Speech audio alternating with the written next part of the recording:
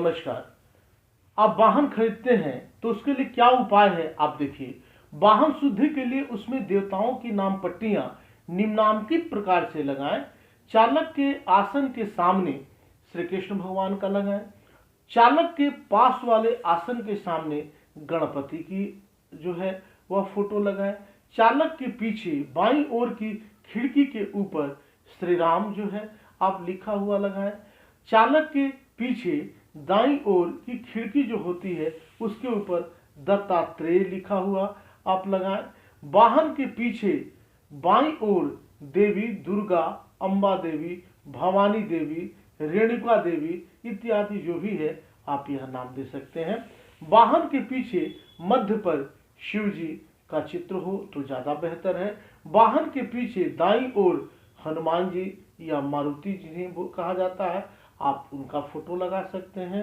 और आगे जो है और बेहतरी करना चाहते हैं, वाहन तो हम लोग खरीद लेते हैं और वाहन का रख रखाव पूजन पाठ कैसे करें उसी से संबंधित बात करते हैं। अगर आप दुपहिया वाहन लिए हैं, दुपहिए वाहन में नाम पट्टियां लगाने की जो पद्धति है आइए उसके बारे में जानते हैं। दुपहिया वाहन में सामने गणपति और पीछे श्री कृष्ण देवता की नाम पट्टी लगाएं।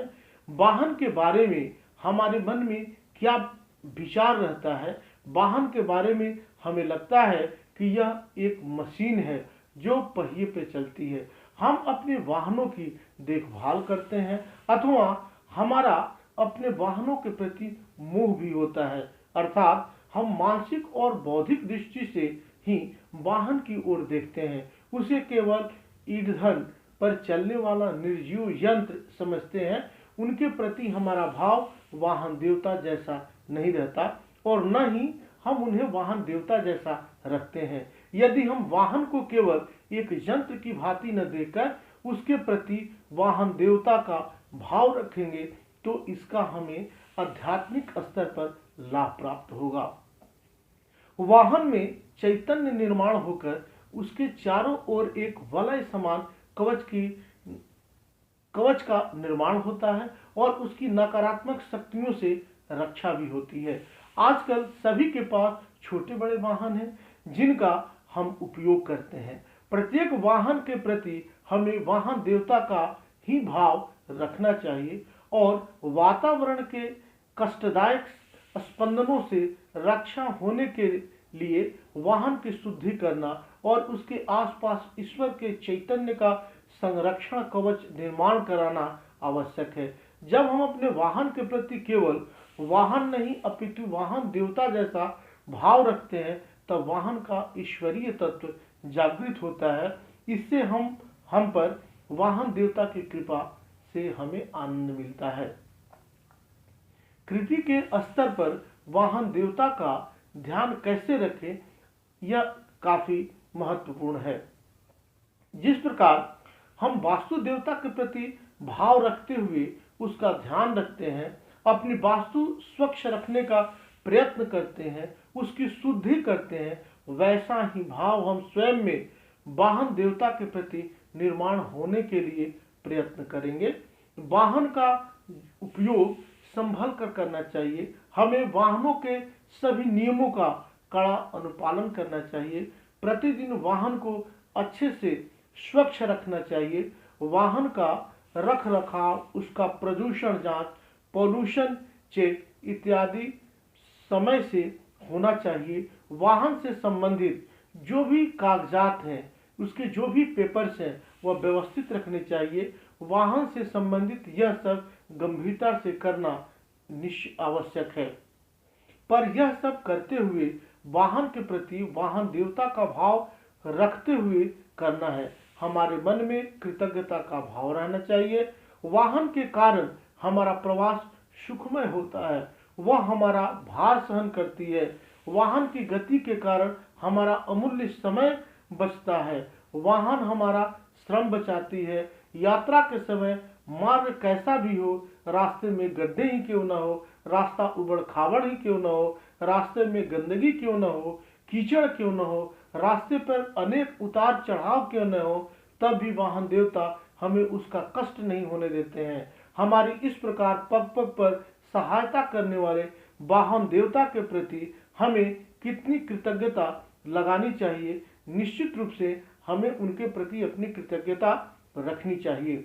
अभी हमने स्थूल से वाहन देवता की ध्यान कैसे रखे यह देखा, और सूक्ष्म स्तर पर वहां भगवान का चैतन्य कार्यरत रहे और उनकी कृपा हम पर सदैव रहे, इसलिए वाहन शुद्धि करना आवश्यक है।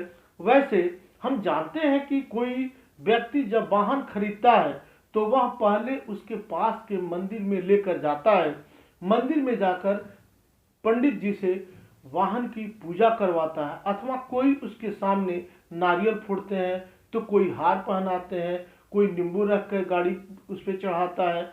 वैसे ही दशहरे पर भी वाहनों की पूजा की जाती है, जिससे उस वाहन को सुरक्षा कवच मिल सके और दुर्घटनाओं से चालक की रक्षा हो सके। यहाँ हमारे लिए समझने योग्य यह है कि हिंदू धर्म हमेशा ही हमें प्रत्येक वस्तु में ईश्वरीय तत्व जागृत करना सिखाता है, ईश्वर को के प्रति अपनी भावना सद्भावना दिखाता है। वाहन की शुद्धि कैसे करें? वाहन की केवल एक दो बार ही पूजा करना पर्याप्त नहीं होता। वाहन देवता के प्रति कृतज्ञता का भाव रखते हुए वाहन की हमें नियमित रूप से शुद्धि करनी चाहिए, उनकी पूजा करनी चाहिए। वाहन की हम अगरबत्ती से अथवा गोमूत्र छिड़क कर शुद्धि कर सकते हैं, जिससे वाहन के नकारात्मक स्पंदन नष्ट होकर उसकी सात्विकता बढ़े। तो आइए हम देखते हैं कि अगरबत्ती और गोमूत्र से वास्तु की शुद्धि कैसे करें। अगरबत्ती से शुद्धि करना, प्रतिदिन वाहन के चारों ओर अगरबत्ती से शुद्धि करें। अगरबत्ती हाथ में लेकर उसके चारों ओर घूमते हुए विश्वकर्मा को स्मरण करते हुए प्रणाम करते हुए अगरबत्ती का धुआं वाहन को दिखाएं। गोमूत्र छिड़कना, इसके साथ ही वाहन पर गोमूत्र भी छिड़कना चाहिए। इससे वाहन की नकारात्मक ऊर्जा, निगेटिव एनर्जी नष्ट होती है और वाहन की सात्विकता बढ़ने से हमें वाहन देवता का आशीर्वाद प्राप्त होता है, आशीर्वाद मिलता है।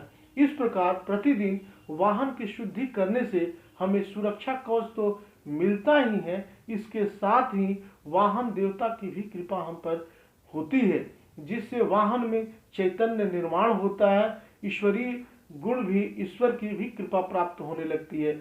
आजकल हम देखते हैं कि वाहन चलाते समय ऊंचे स्वर में सिनेमा के गीत लगाए जाते हैं, जिससे वाहन में रजतम के स्पंदन निर्माण होते हैं, परंतु वाहन में देवी देवताओं के नाम जप अथवा संतों की आवाज में भजन लगाने से वाहन में सात्विक स्पंदन निर्माण होते हैं।